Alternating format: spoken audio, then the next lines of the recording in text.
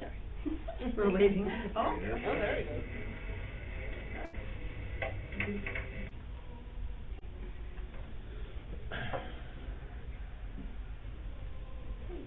We're good to go? Yeah, good to go. Wonderful. Okay, I'm Vicki Fink. And this is my husband Dave.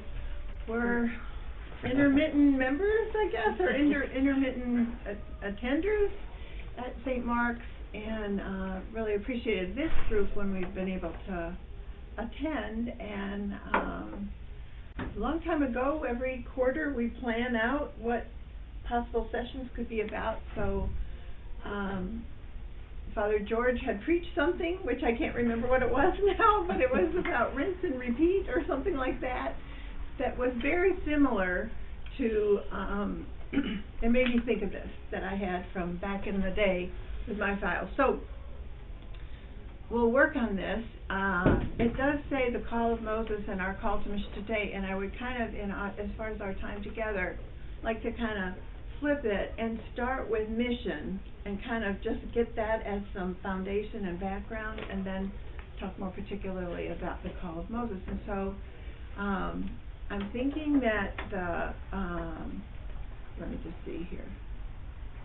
So that's what I'm saying, is I kind of want to start with our mission, which I'm saying is baptismal mission, and then ministry, vocation, calling, talk a little bit about that, but hopefully keep a lot of the time for remembering and rereading the call of Moses and doing some reflection on that.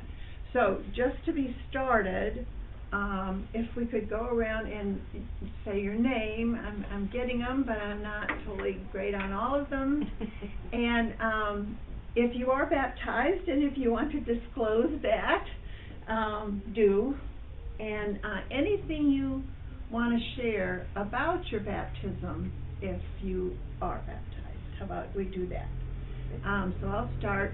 I'm Vicki Fink. I am baptized. I was baptized as an infant, and I was baptized in my grandparents' living room on the farm in the UP. So when I went to seminary, I found out that those are all the wrong ways to be baptized. But, still the efficacy of the sacrament, proved true. So that's my little thing about my baptism. I'm Edna. I was baptized Episcopalian, but not brought up Episcopalian until much later. We were living on the West Coast where there are not so many Episcopal churches, and when one appeared in our neighborhood, we joined it, and that was where I was confirmed during high school. Great. Good morning, I'm Dave Fink. I think I was baptized as an infant, but my parents couldn't recall that, and so I was baptized when I was like 12 years old. I was living in South Florida, and we had a pastor 2 doors down, and so of course we started going to that church, and it was marvelous. So page forward to kind of more later in life, as I learned more about what that meant. Baptism is central to my faith, and to the point that I really want to see the font when I come into the church. And I want to touch the water. I want to keep that central. That's when God adopted me. That was the acknowledgement of me being a child of God. So. I was baptized as an infant in the Episcopal Church. My mother was Lutheran, my father was Episcopal, and we've been Episcopal ever since. And my mother, although she was a Lutheran, she sang in the Episcopal church and taught Sunday school and everything all the way through. So it was, I'm sworn in as such. Our three children are born, are all baptized Episcopal, although two of them have gone Roman Catholic. But I figured, well, they still have that Episcopal, that was the first one anyway, so, it's not all lost. But it's part, and then when my sister-in-law and others say they're born, they went and they're born again, I'm going, no, I was baptized once, that's it. Yeah.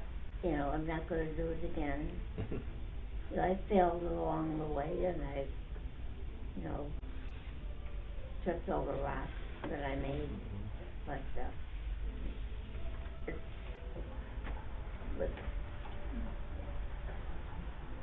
okay. I'm John. Speak up. I was baptized as an infant at Grace Church Hempstead, and I've been an Episcopalian all my life, and I guess that's much for that. I'm Jamie Hummelin. I was baptized as an infant at St. John's Lutheran Church, Missouri Synod in Roselle, Illinois. I am recovering.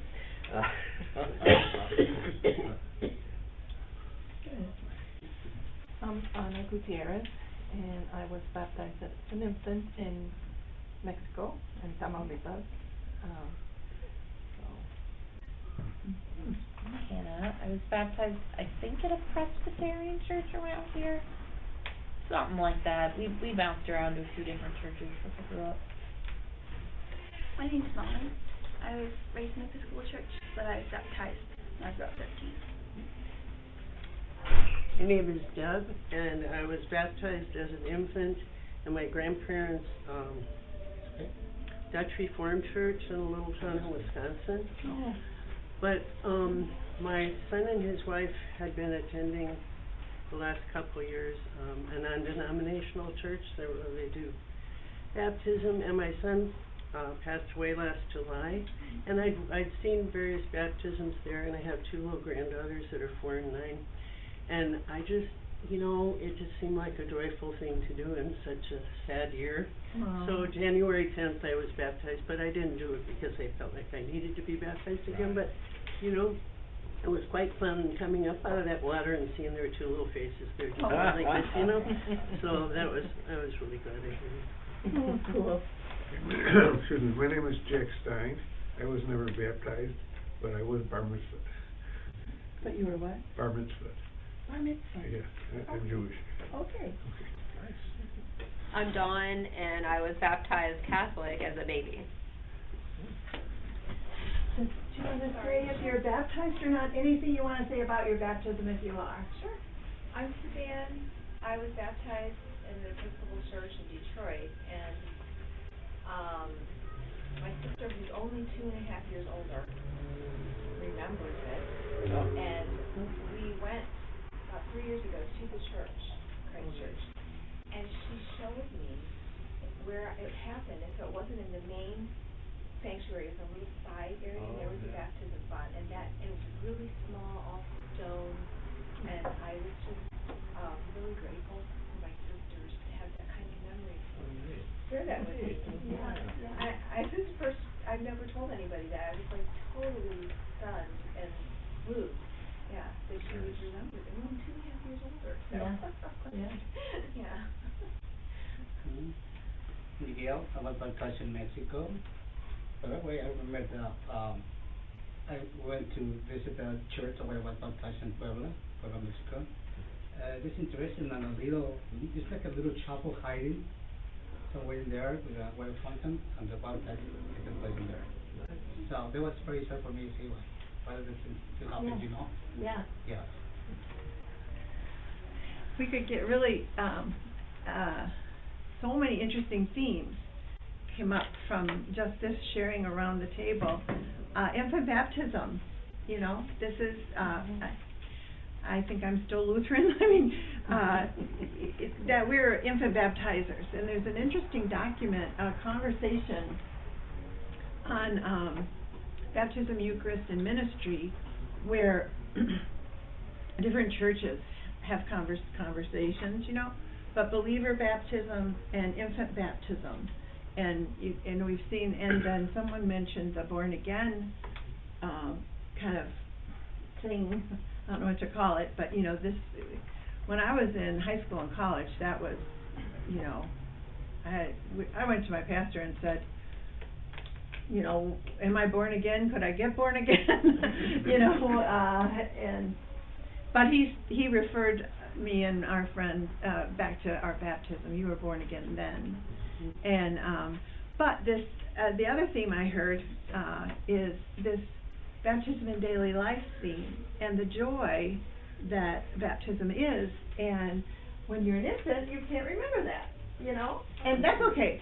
Come to the table though if you want.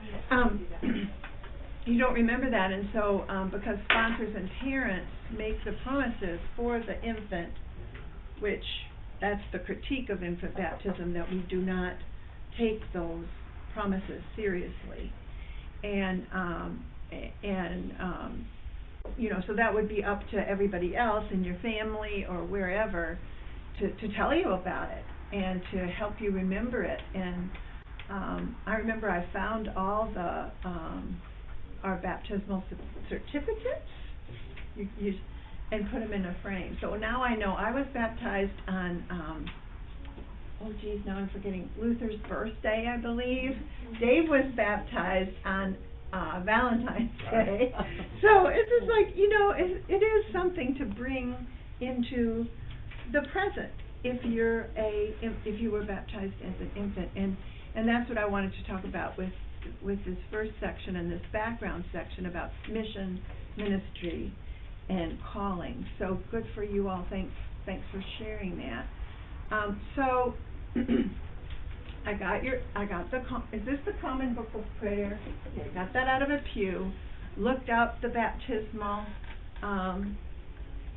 service, and it's almost word for word what is, you know, so this is a unifying feature even in the language, but in all Christian faiths you are baptized in the name of the Father, Son, and Holy Spirit. So you were baptized in an Episcopal church or in a Catholic church or wherever, but that is, well, except for some of these little branches of our Christian family that are a little divergent, we do have the unity of baptism because it is in the name of the Father, Son, and Holy Spirit. So, and then I love the part about being marked as Christ's own forever, and that's really you know, what I cling to and what I think is so significant about baptism is that this is when we are marked, and this is who we are. And of course that's why as infant baptizers we want to start that as early as possible. We don't want you ever to be without it. And we know that God is doing this work, so it's not really dependent on what we do, so it's safe to baptize infants. And what are we baptized into? With this God that we name Father, Son, and Holy Spirit, we're baptized into two great acts of deliverance that God has done. The first one was of the Hebrew people out of slavery in Egypt. Huge deliverance. And so we claim that too as part of our heritage. And then also the greatest deliverance, the second that we're about to celebrate soon now, is Christ's death on the cross and his resurrection for the life of the world. And so that's the second great deliverance. So this is our identity into those two great deliverance acts of God. And then there are all these commitments that are made in baptism, And so they flesh out further what it looks like as a baptized person, you know, and give you some guidance. So the first maybe two up there, this is what we're doing now, right? Really, we're in community. We are in the Word. We are we are participating in the sacraments, and we are aware of our need to resist evil, and we're kind of dedicating ourselves to that and to sharing good instead of evil. So those are kind of the top three, the way I'm looking at them. And then that's all, maybe this is a little bit lumping it together too much, but that's all kind of our relationship with God. And then our relationship with others are the last ones, about seeing Christ in all persons, loving our neighbor as ourselves, striving for justice and peace, which is pretty much, you know, what is the corollary to the deliverance and from slavery and the gift of life, and recognizing the dignity in every human being. So even though these look like a lot of complicated things in a way, it's really just loving God and loving others. And that's kind of an easy framework to realize that this is who we are. We're people who belong to Christ, who love God and love others. And that's kind of the measure that we can use for our life. Okay. And then, so that was all mission. Now, I don't really know what ministry is. Help me, Gal. I'm just thinking of it in terms of a way that mission gets expressed, particularly, you know? And so this is the vision statement for St. Mark, is rooted in baptism. We were just talking about all that, right? Growing in faith is kind of the first part of all those baptismal commitments, and then branching out to the world is kind of the second part of it, with loving neighbor. And I don't know if you've seen this thing, the Project Connect 2026, but I'm so happy and grateful for this. So out of this vision statement for St. Mark, and out of, you know, even above that, the whole baptismal mission, you know, we come down to the particulars of everyday life and how that might be expressed. So you could probably tie all of these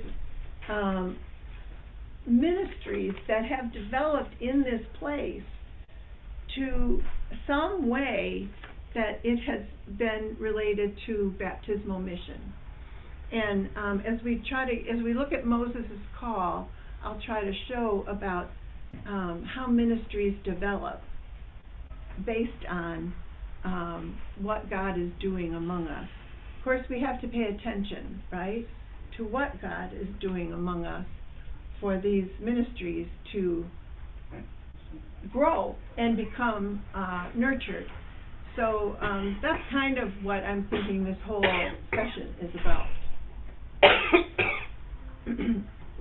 Like, what, if we pay attention, what will that bring us to do?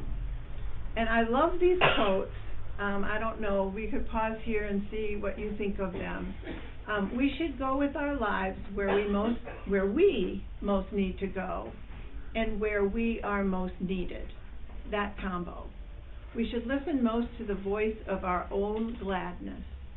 What can we do that leaves us with the strongest sense of sailing true north and of peace? Also, where are we most needed? So the place God calls us to is the place where our deep gladness and the world's deep hunger meet.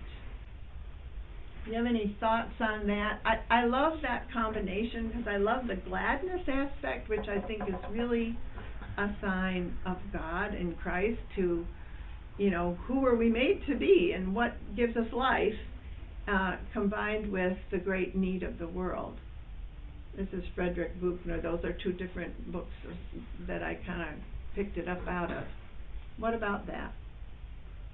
I like that it says gladness and not happiness. Mm. Because, like, I feel like the things that bring me deep, like, it's where I'm meant to be, and it's something that is fulfilling, and it's something that brings meaning to my life. It's not necessarily the thing that's easy or that makes me happy all the time. Right.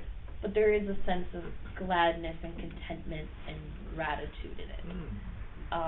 That I think is important. Like, teaching is hard, but I feel called to it, and it brings a lot of meaning into my life, and I'm glad that I'm in that environment. And I'm glad I'm meeting the needs of kids who need me there.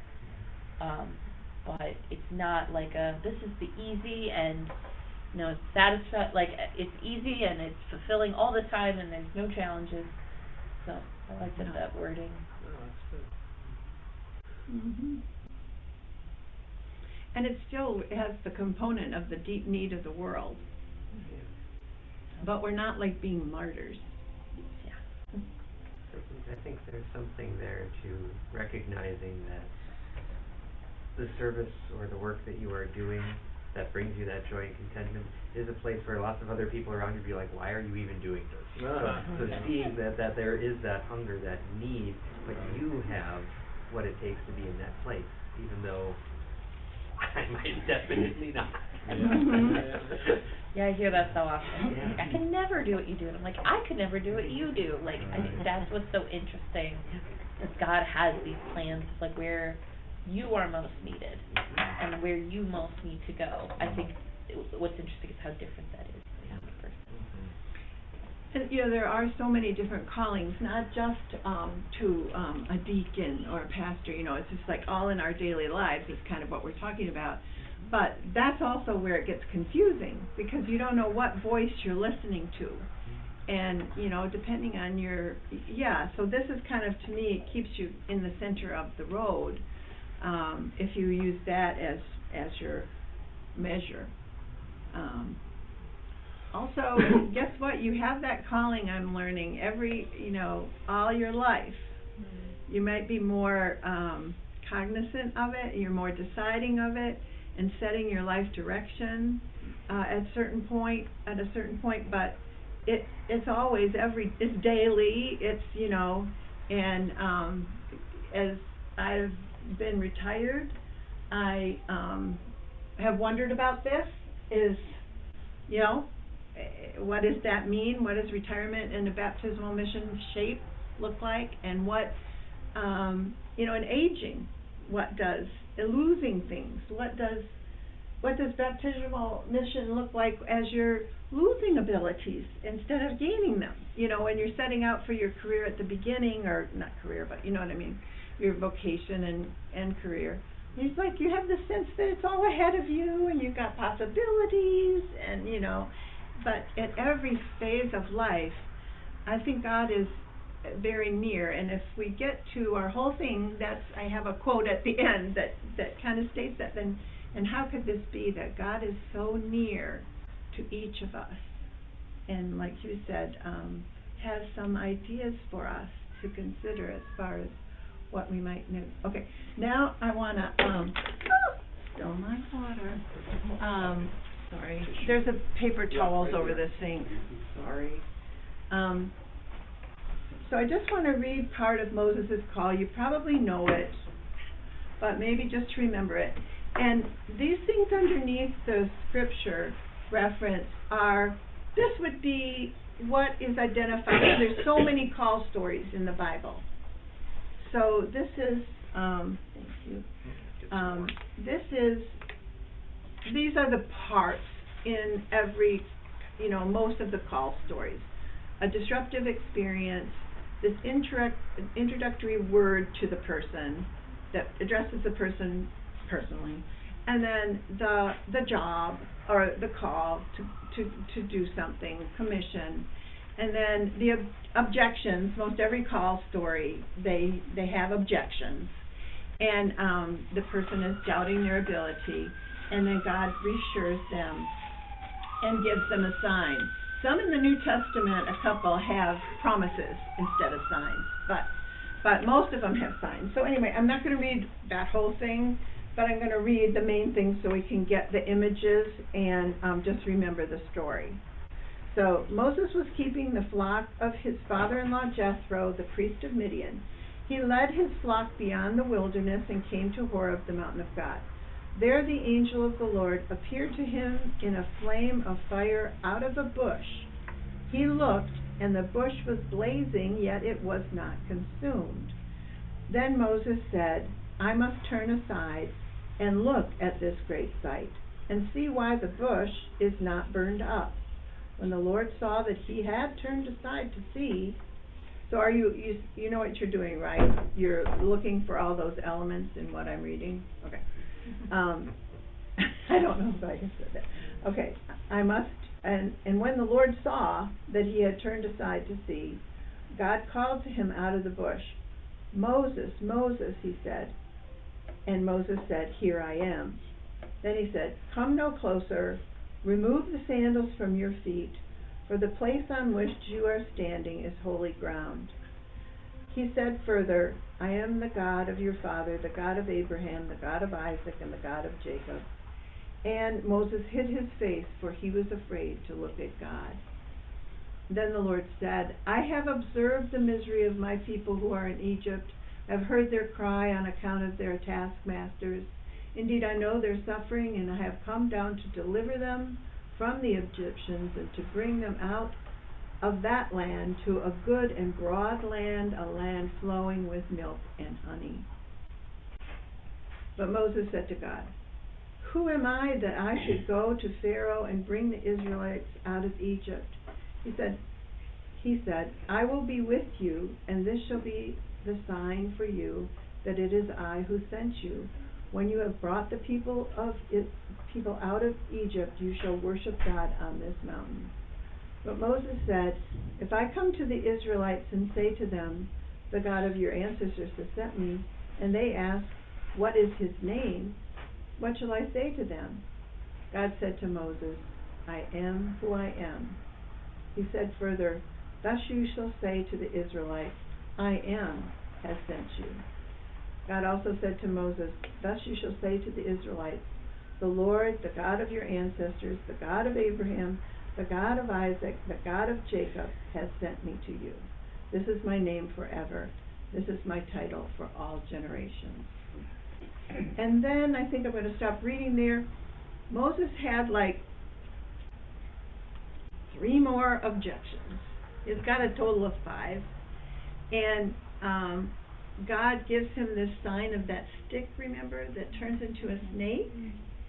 And then he gives him the sign of putting his hand in his cloak. It's leprous, and then pulling it out. And then Moses is still, doubting his ability, and he's objecting, and he thinks he can't speak well. And then God does get angry, it says, at that point, and says, but then he gives him Aaron. You tell Aaron what to say. Aaron is going to be your speaker. So did you see some of those parts of a call narrative? It kind of follows through a lot of them, I think. Any you want to identify? What is the purpose of having to? Why is the doubting ability part of this? Why aren't we confident that we can do things? Why is that That's a is good the perfect question. Maybe what is that called? Some kind of a cold comfort that the famous Bible people have the objections, and so it reaches our touches us in our doubts also. But actually also, I mean, if you're going to go in front of Pharaoh and ask for slaves to be freed, when we look at, this is my opinion now about, oppression in our world, do you kind of doubt your ability to have an impact on any kind of deliverance in those areas? I do, and I think the beauty of all the reassurance that is in the call narratives, it's definitely in this one, is that, you know, God works with us to coax us. It's not like we go in, you know. I think that's the one thing with the Bible is everybody isn't perfect and like relatable in a lot of ways. Like you can read it and it's not like I have these impossible standards to live up to. It's like here are inherently flawed people who can be unlikable at times because they're flawed people, but they're working their way through it just like us. And kind of, you know, like someone's like, yeah, go move this mountain, and he's like, I think you got the wrong person. Sorry. So like it gives kind of a relatable feel to things rather than just, oh, he believes and he did it and there were no problems whatsoever in the process. Yeah. Yeah. It's so wonderful, isn't it? God comes to us. And that's the whole faith that we have of incarnation. Christmas is all about that. God uses raw people, you know, raw, imperfect, you know, people, and so that is comforting, you know. So it's going to be us. Maybe it's comforting, but maybe not, because that means it's probably going to include us. And that is that's the whole miracle to me, or that's the characteristic of God that is just so amazing, that to me, that God comes to us in wherever we are and however we are, and that's pretty raw, and works with us. That's just who God is, you know. And I love the way that we baptize infants because of that. That to me is a symbol of that. Babies can't do anything for themselves. They're not gonna earn anybody's, well, I don't know, I'll take that back. They smile really cute. But you know what I mean? They're so helpless, but God is working through us all. So this is just how I'm relating this call of Moses, and then try to translate it into being sensitive for developing ministries, you know, as they exist and as they, you know, need to be tended and kept alive. So we heard about how Moses turned aside, you know, that burning bush got his attention, and he did pay attention and turn aside. And then he was told, called by name in that personal address, and was told that this is a holy experience here. Take off your sandals. And Moses is receptive to that. Here I am. And then this wonderful name that God gives, which Jewish people use now, am I right, Jack, to this day? That's the I am who I am. It's a sacred name of God throughout the Old Testament. Am I on the same thing? We say the Greek is the tetragrammaton, the 4 letters, so these Hebrew letters come out and ends up being Yahweh. I think it's like in the Torah. Yeah. And then I think in practicing Judaism today, for that sacred name of God, I am who I am, and it's like I am the being of all. I mean, just think of what that really says. Is so holy that either other names for God are used, Adonai or Elohim, or just say the name, Lashem, instead of it, because it's so holy, you can't even say it. I would like to learn more about that, but that's what I've heard about Judaism. They generally use, instead of saying God, they have vowels that they use that. Yeah. Yeah, so it can't be pronounced. Yeah. So, and then we heard about his objections, and then he was given all those signs, and he was sent. So as we're looking for models for ministry, the first part of that is paying attention, noticing need, and noticing an issue. I mean, that sounds pretty simple, but actually sometimes it isn't, is it?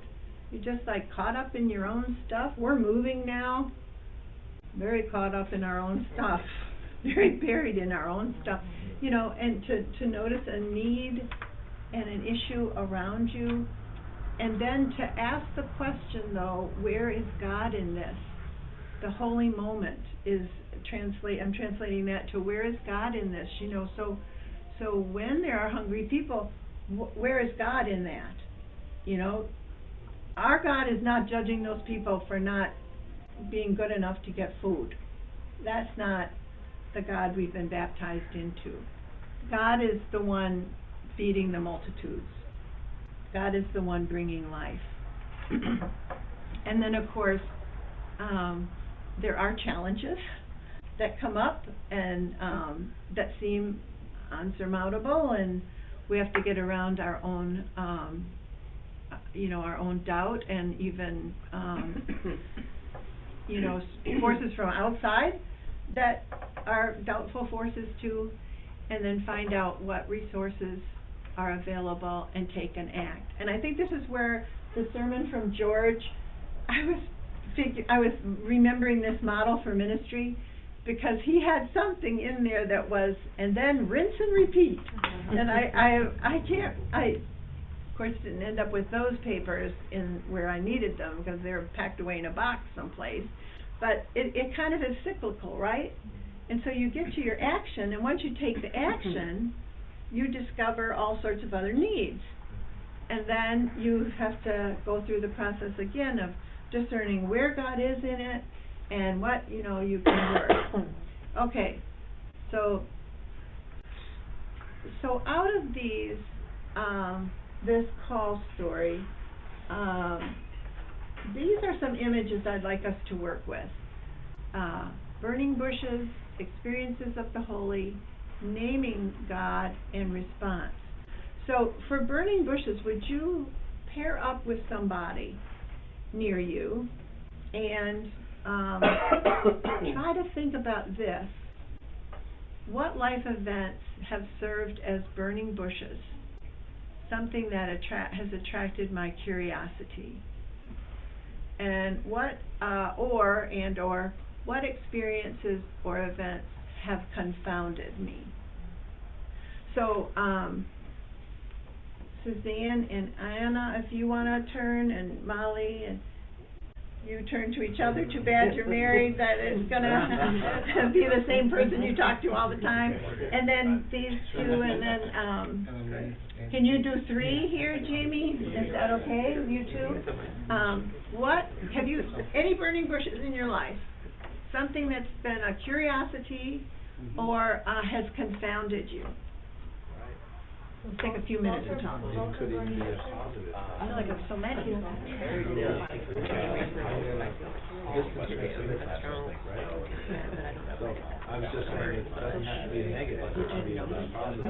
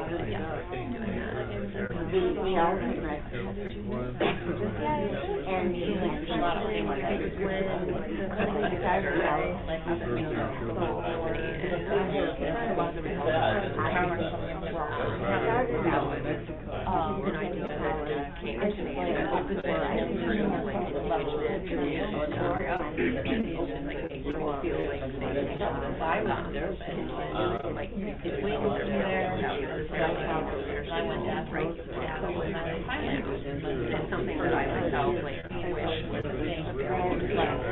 when I was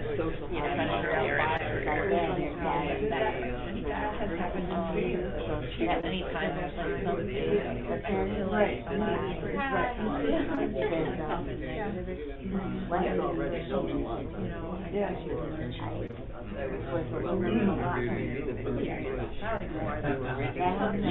and they stick with, and so they kind of in a weird way very- But is it one that you do? Good thing is when they're available. Yeah, I always wanted had to learn everything but about her. I started from her group, we started doing after, like, I very much had to learn the hard way. And then there were those little moments where I was in somebody You're trying to open the hat. wait, I was very interested. Yeah, And that's, we might be talking more about confounding in church changes, you know, and all of them. It was a very curious moment. I go to, I know I walk by,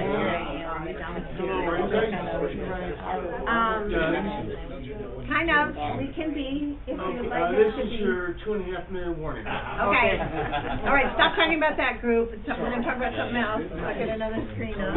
Okay. I still see my screen, won't I, Molly, even though you guys won't see your Yeah. screen? Okay. Okay, this is another very important one. I've sensed, when have you sensed God working in your life? Those moments of awe that you've had. So I'm just gonna glean all over that because I do have a little exercise that you can use for that. Let's just do this. The last one is the response, you know, so what keeps you from, you know, what's holding you back? But let's do this one instead. You can still do this in partners. We have enough time. So this, I am who I am. So what characteristics about God are most dear to you these days? And then what don't you like about God? What is difficult for you? What are you wrestling with? Let's talk about that for a minute or two.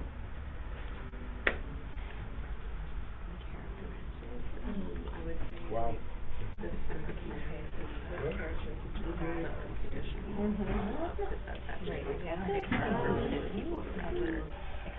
My first thought was characteristics of God. I think I said mine already. As creating, not past tense. It's always more difficult for me when you spend more. I think my Than just, you know, Yeah. not even Because- like